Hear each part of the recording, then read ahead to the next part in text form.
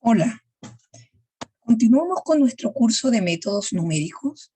Soy la profesora Blanca Guillén y en esta oportunidad les voy a hablar de algoritmos y convergencia.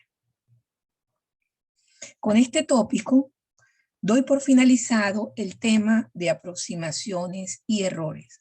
Comencemos. En cuanto a los algoritmos, el objetivo aquí es mostrarles cómo representa Burdeen los algoritmos en el libro.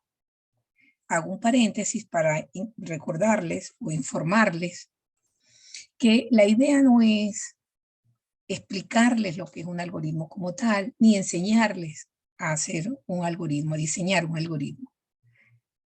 En este curso se supone que eso es algo que ustedes ya aprendieron en sus cursos previos de programación digital básica y por lo tanto están en la capacidad de desarrollar los algoritmos si es necesario. Pero justamente en esta materia, si como estamos usando el libro del Burdeen, no van a necesitar diseñar los algoritmos, porque ellos ya están diseñados en el libro, el señor Burdeen lo hace, y en cada método, una vez que presenta un método, suele presentar el algoritmo que, lo que permite pues, escribir luego ese algoritmo o traducir ese algoritmo al lenguaje de programación, a cualquier lenguaje de programación. En nuestro caso muy particular, al lenguaje de programación de MATLAB, que es el lenguaje M. Aquí les traigo un extracto de lo que nos dice Burdeen. Es un algoritmo, nos lo define obviamente para cerrar todos los conceptos, digamos, redondear bien la información que tiene como texto para que quede autocontenido, y nos dice lo que ya sabemos, que un algoritmo es un procedimiento que describe sin ambigüedades una serie finita de pasos, a realizar en un orden específico. Bien, el algoritmo entonces es simplemente una serie de pasos, obviamente están en un orden lógico, y eso describe sin ambigüedades un procedimiento. ¿Cuál es el objetivo de ese algoritmo? Bueno, poner en práctica un procedimiento para resolver un problema, en nuestro caso, un problema matemático, que nos permita obtener la solución del problema pues, que estamos trabajando. En el texto, el señor Burdeen, y en casi todos los libros de métodos, usan pseudocódigos para describir los algoritmos. Les recuerdo que un pseudocódigo es simplemente el conjunto de instrucciones, digamos, escritos en nuestro lenguaje cotidiano, que ustedes deben pasar luego a la sintaxis del software que están usando, que es pues, lo que llamamos traducir. Entonces, en ese código, nos dice Burdeen, él especifica la forma de entrada que debemos proporcionar y la forma de salida deseada. Y nos indica además que no con todos los procedimientos numéricos vamos a obtener una salida satisfactoria para una entrada elegida de manera arbitraria. De modo que en cada algoritmo se incorpora una técnica para detenerlo, independientemente de la técnica numérica para evitar ciclos infinitos. Estoy segura que cuando hablo de ciclos infinitos, ya ustedes se imaginan lo que él nos dice con estas dos frases, de que incorpora una técnica para detenerlo, que no todos obtienen una salida satisfactoria. Porque hay métodos, nosotros los vamos a ver, en donde cuando demos las condiciones de un problema o los datos de un problema, si de pronto no tiene solución, por ejemplo, o nos hemos equivocado, que también es una posibilidad cuando transcribimos, cuando traducimos el algoritmo, puede quedarse en un ciclo infinito. Entonces, siempre hay en los algoritmos unas líneas en el pseudocódigo que nos van a impedir caer en esos ciclos infinitos, y yo les recomiendo que tengan muchísimo cuidado cuando diseñen sus propios programas. Bien, continuamos entonces, y simplemente les traje para que se familiaricen con la forma en que el Burdeen presenta los algoritmos, este extracto también del libro, en donde él nos escribe o nos describe el algoritmo en pseudocódigo para calcular la suma de n números, n mayúscula números. En términos matemáticos, esto es pues la sumatoria de d igual 1 hasta n de x sub i. Aquí nos dan n y nos proporcionan también los n datos que queremos sumar. Entonces, fíjense, este es el cuerpo del algoritmo escrito en forma de pseudocódigo, que tenemos como dato de entrada n y los n valores. Fíjense que aquí hay un detalle, un error tipográfico. Este n debiera ser n mayúscula. ¿Cuál es la salida? La sumatoria de dichos números. ¿Y cuáles son los pasos? Tome sum igual a 0. Fíjense que hay una nota acá, entre paréntesis, dice inicialice el acumulador. Cada vez que ustedes vean estas notas, entre paréntesis, en los algoritmos, estos son simplemente comentarios, que por cierto, en sus lenguajes de programación, les recomiendo que siempre coloquen comentarios. Obviamente, un comentario como inicializar el acumulador, pues de pronto no es demasiado informativo para quienes tienen experiencia en programación, pero de pronto alguien que está comenzando es buen ejercicio siempre comentar sus programas. Tome sumatoria igual a 0 y luego fíjense en los pasos 2 y 3. Hay un ciclo, en términos de lenguajes de programación, la gran mayoría de esto sería el equivalente a un ciclo for cuando traducimos este algoritmo, pero en ese ciclo nos dice para i igual a 1, 2 hasta n hacer. Entonces, ¿qué es lo que va a hacer? Va a tomar suma como sum más xi. Fíjense que en sum viene acumulando la suma y a eso le está agregando el siguiente término, que es la nota que nos está dejando acá entre paréntesis. Y luego salida de este ciclo. Ese es el paso 3. Terminó con n, completó el ciclo sumando los n datos y ya terminó el algoritmo. Bueno, eso es lo que les quería mostrar respecto de los algoritmos para que los puedan identificar en el libro. Burdeen siempre suele colocarle como título algoritmo. En algunos casos los presenta como comentarios. Solo tienen que estar pendientes de esos detalles.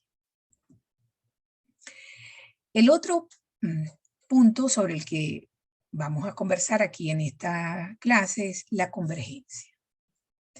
Para ello, yo traje otra vez un ejemplo, porque los ejemplos pues, nos ubican fácilmente con las ideas que queremos manifestar. Este ejemplo es el ejemplo hermano del que vimos en la clase pasada, de la ecuación de recurrencia. Es el segundo ejemplo que está en el libro. En este caso, la ecuación de recurrencia tiene la forma P sub n igual a 2 por Pn menos 1 menos Pn menos 2 para n desde 2, 3 en adelante. Bien. Nos dice el señor Burdeen que esta ecuación de recurrencia, que también es una ecuación en diferencias, tiene solución exacta P sub n igual a C1 más C2 por n para cualesquiera constantes C1 y C2. Les recuerdo. En este caso, como antes, por ejemplo, queremos calcular el valor de P2. Empezaríamos con 2.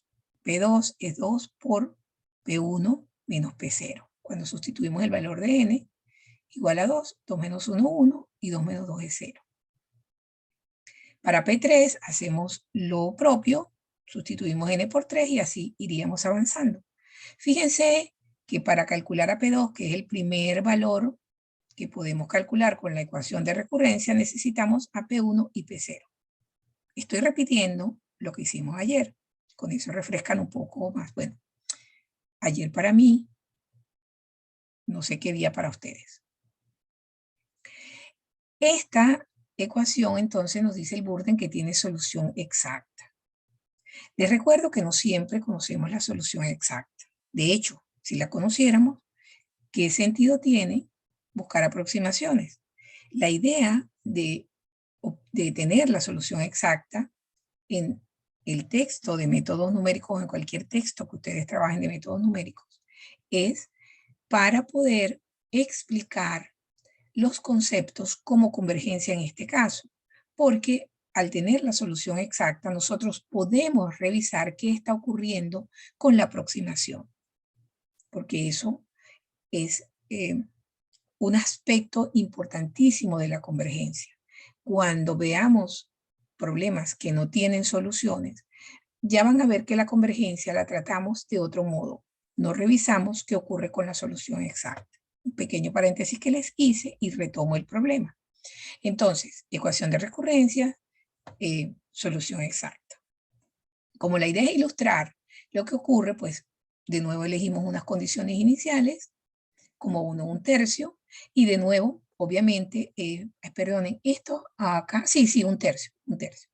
Y cuando tomamos P1 igual a 1/3, como vamos a usar un equipo de cómputo para determinar los restantes valores, pues necesitamos precisar quién es C1, quién es C2, en términos de la solución exacta, resolviendo como antes, como ya les enseñé, Pn es igual a 1 menos 2/3 de n. Fíjense que acá tenemos otra vez un número racional que necesitaríamos aproximar, de modo que vamos entonces a volver a nuestro clásico ejemplo de aritmética de redondeo a 5 cifras, de modo que P0 es 1, pero P1 es 0.33333. Cuando tomamos estas aproximaciones, pues tenemos unos nuevos valores de las constantes que son aproximados, ya no son estos valores exactos que están acá, en particular el menos 2/3, sino que ahora C2 aproximada es menos 0.66667. Y la solución exacta del problema perturbado es Pn sombrero igual a 1 menos 0.6667 por n. Bueno, el señor Burden pues nos hizo las cuentas, los cálculos con estos valores iniciales y nos muestra los resultados en esta tabla. Como antes les recuerdo, n es la iteración. La segunda columna son los valores calculados utilizando redondeo a 5 dígitos. La tercera columna, el valor verdadero, y en la cuarta columna nos está mostrando el error relativo. Fíjense que P0 es 1, 0.1 en forma normalizada por 10 a la 1. P1 es 0.33333 por 10 a la 0. Ustedes pueden ver también que en la columna de los valores correctos aparecen estos dos mismos valores. Él nos está mostrando 5 dígitos porque es lo que necesita seguramente para poder comparar los errores, que los veamos, que podamos visualizar. Bueno, el cálculo de P2 le da menos 0.33330 por 10 a la 0, mientras que el valor verdadero es menos 0.33333. Fíjense lo que les comentaba, que cambia el valor en la quinta cifra decimal, en la quinta cifra de la mantisa, o en la quinta posición. El error relativo en ese caso es de 9 por 10 a la menos 5.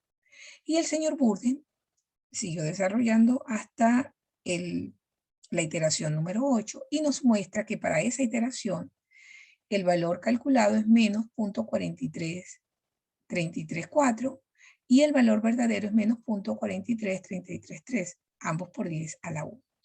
Y el error, por tanto, es de 2 por 10 a la menos 5.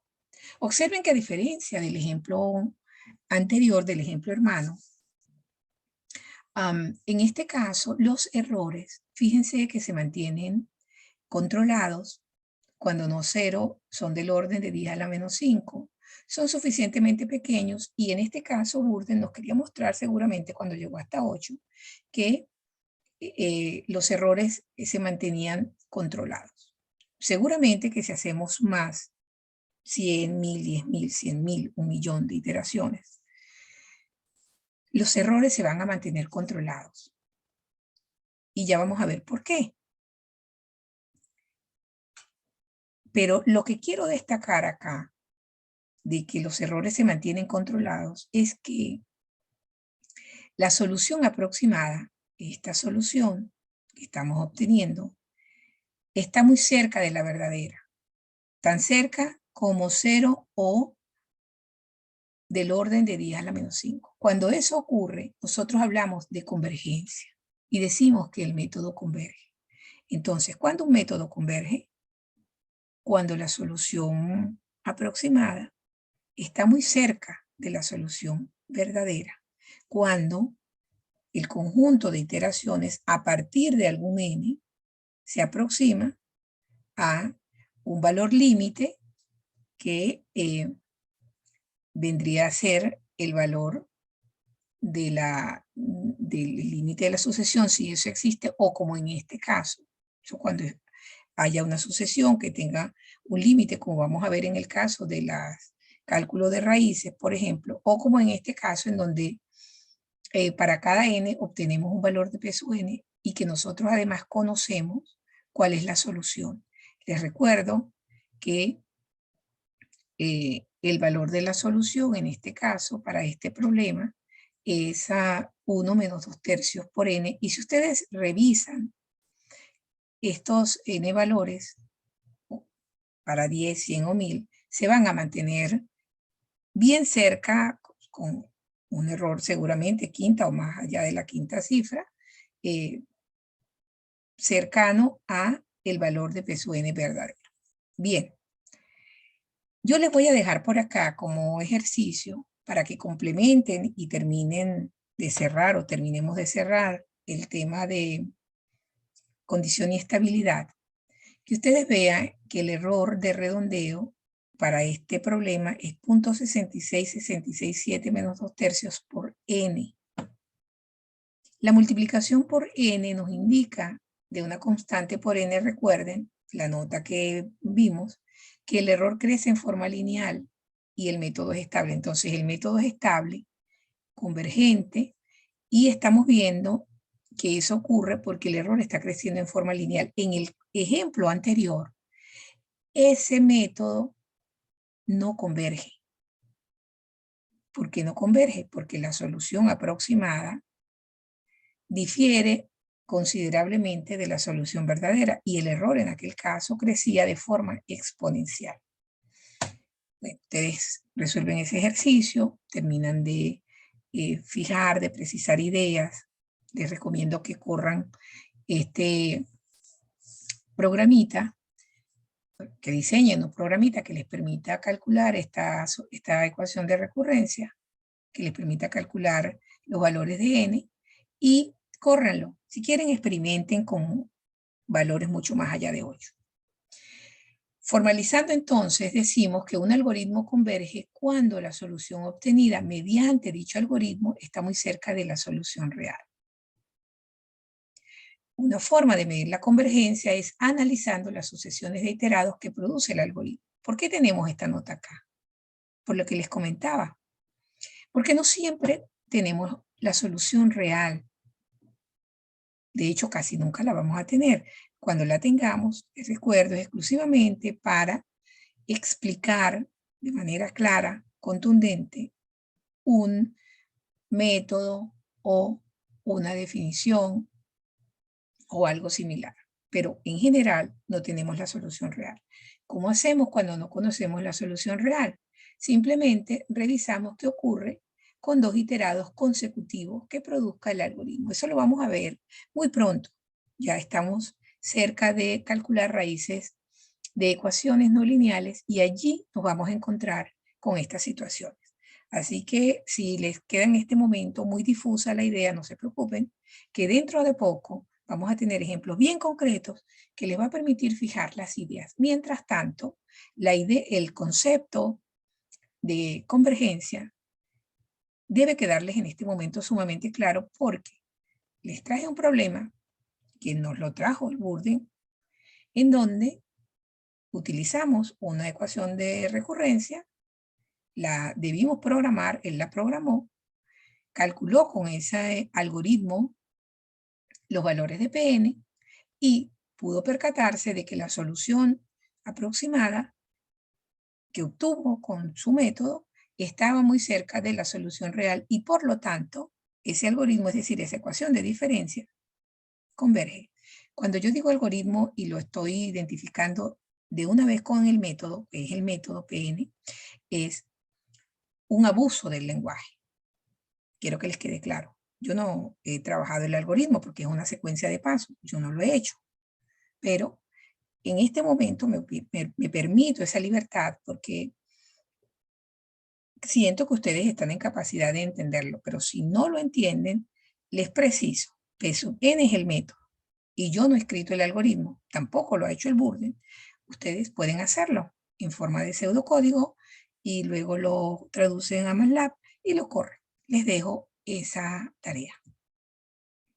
Otro aspecto que necesitamos, sobre el que necesitamos, digamos, precisar algunos detalles de la rapidez de convergencia. Y le digo precisar algunos detalles porque no nos vamos a especializar en esto. Solamente les voy a asomar la idea porque este término lo vamos a utilizar más adelante y entonces es importante que ustedes sepan formalmente cómo se calcula, aunque en la práctica seguramente no lo hagamos. El concepto está en la 7ª edición del Burden en la página 36.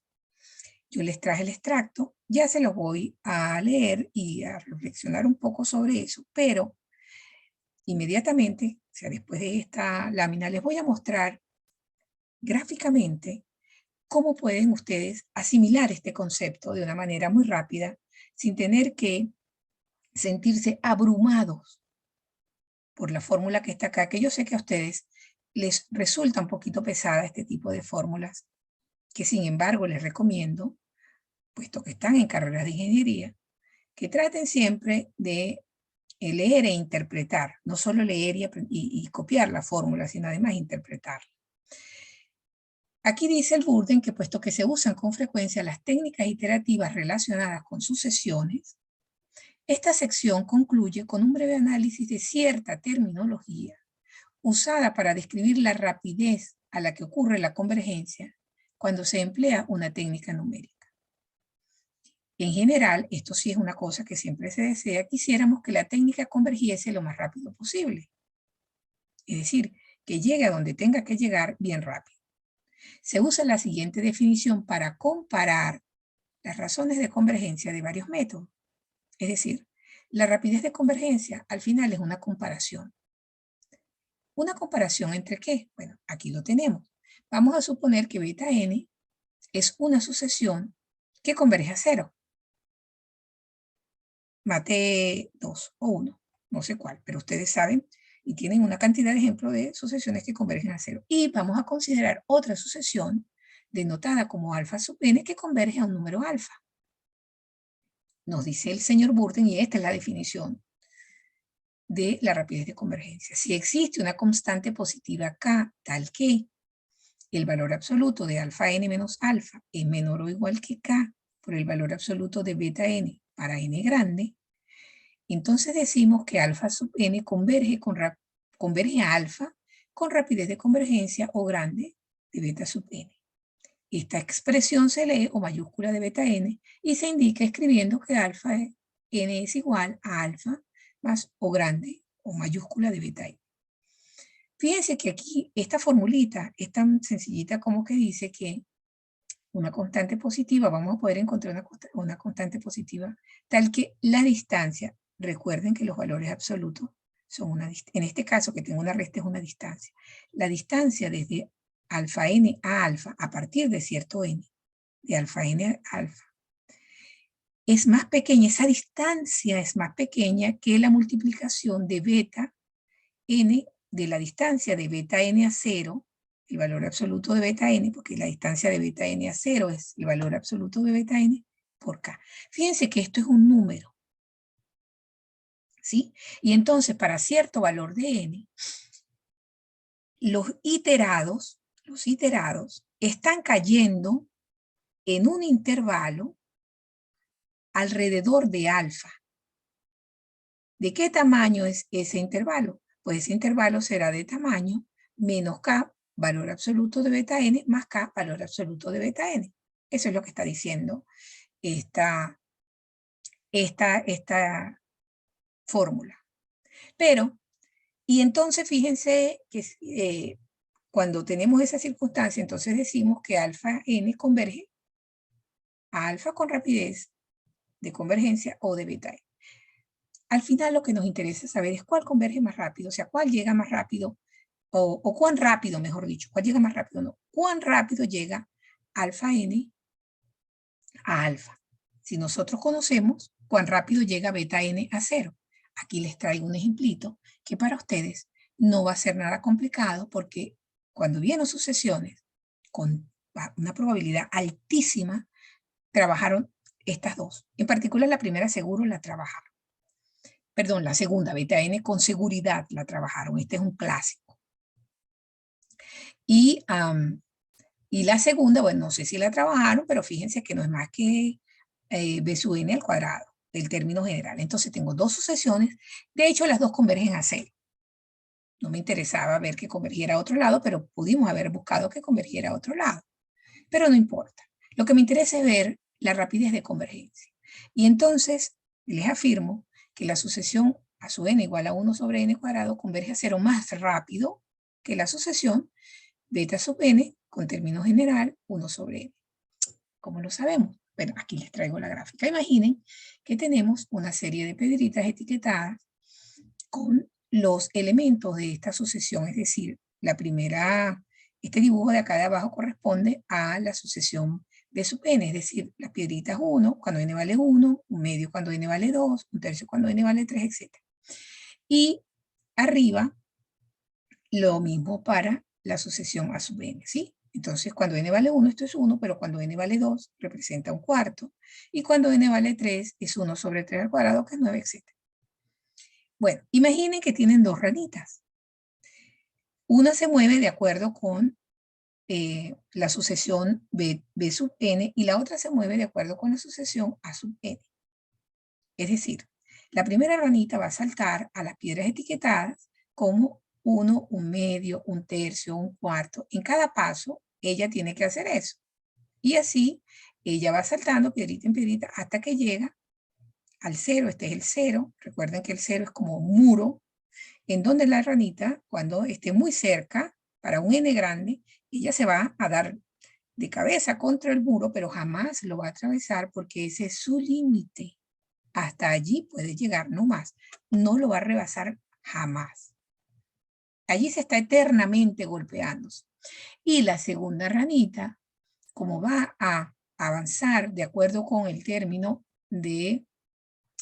general de la sucesión a sub n, pues su primer salto, ella estará posicionada en 1 y su primer salto hará que caiga inmediatamente en un cuarto y el segundo salto hará que caiga en un noveno y así va a hacerlo, el siguiente es un 16avo, hasta que llega a ser igual que la primera ranita. Pero esta ranita va a llegar mucho más rápido, como pueden ver, que la ranita que va según la sucesión B sub n. Bueno, esa es la idea de que la sucesión a sub n converge más rápido que la primera, perdón, que B sub n en este caso, o que alfa sub n converge con rapidez beta sub n a la solución o al límite que es alfa. Esa es la idea. Espero que les haya servido. Cualquier duda, pues, pueden luego consultarla.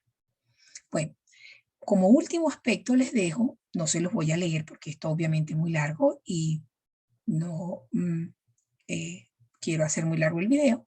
Les dejo un desastre. Yo les he hablado mucho de los desastres debido a los errores de redondeo, que es la falla del misil Patriot. Revísenlo con cuidado. Aquí está bastante explicado en un párrafo corto de lo que ocurrió. Esto fue durante la Guerra del Golfo en Arabia Saudita. Fíjense que este problemita ocurrió en el año 91. En términos de nuestro tiempo, fue hace muy poco.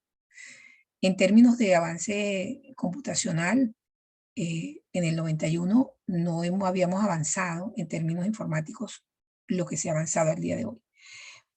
Sin embargo, es muy interesante porque aún se siguen generando errores, pero siempre hay quienes se dedican a revisar, analistas numéricos me refiero, que se dedican a revisar los problemas que tienen los algoritmos nuevos, les revisan las fallas que tienen, lo someten a presión para encontrar fallas, errores, dificultades, corrigen y nos entregan luego los algoritmos corregidos. Así hemos avanzado desde comienzos de, digamos, de la historia humana, en general en todas las áreas, y aquí en métodos numéricos, que su base es análisis numérico, porque nosotros aquí trabajamos con métodos, pero recuerden que el área de la matemática que está detrás de esta materia es el análisis numérico, que es un área formal y, por cierto, bien agradable, me encanta, esa es mi especialidad.